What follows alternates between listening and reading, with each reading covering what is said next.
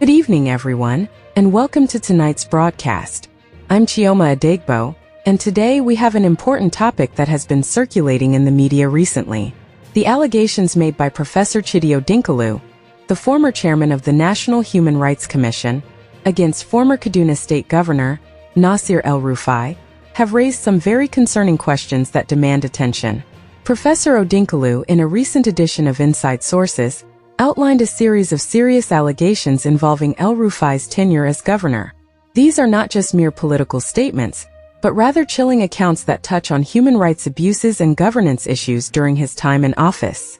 Now, these allegations are not something that can be swept under the rug. As citizens, we must demand accountability, especially when it comes to issues that impact the very fabric of our democracy and human rights.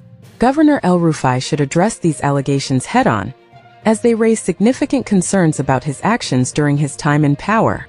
Now, all of the massacres, now it's very interesting. Do you see, because I have been counting, it became quite evident that between the regime or the administration of El-Rufai and Obasani, something was wrong.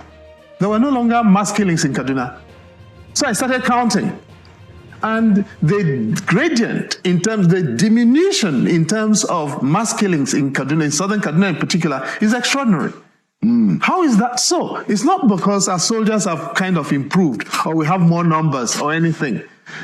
How does a governor inflame a society so much that all you can do is count the killed and the missing? Wow. And the decapitated? Wow. That is the question. And all of this thing, and so he wakes up today and he's comparing himself with Obieze Kwesele. And the last time I was with you, I told you how he plotted to have me in jail. Yeah. And I have so many other people. My lawyer had to go to court. Doria Balasin had to go to court to get an expedited order to preserve her freedom while she was working on my case. Because El-Rufai wanted the backsides of both myself and my lawyer. And my lawyer was representing Audu Mekori, whom El-Rufai abducted from Lagos, took to Kaduna, and Audu nearly died. Audu got exiled as a result of that. Stephen Kefas, he abducted from Port Harcourt.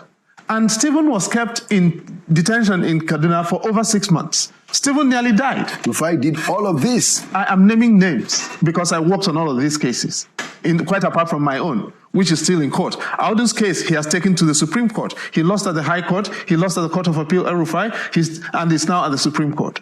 Now, I could go on, actually. My pinned tweet on my X handle is of El-Rufai, just a sampling of El-Rufai's atrocities. Interesting. And I could discuss him until the day after eternity. And to see him, and I'll tell you one thing. The day El-Rufai announces this his thing to try and become president, I will declare my full support for Tinubu to run in 2031. Thank you. In that particular edition of Inside Sources, Professor Odinkalu expressed deep concern about several issues, which, if proven true, could have serious consequences for the credibility of those in positions of power and trust. The allegations are truly worrying, and they add a layer of complexity to our understanding of leadership in Nigeria.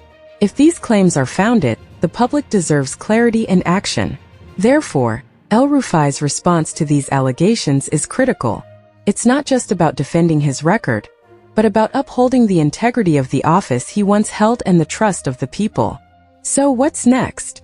Will El-Rufai come forward and provide a detailed response to these allegations? And how will the public react to his answers?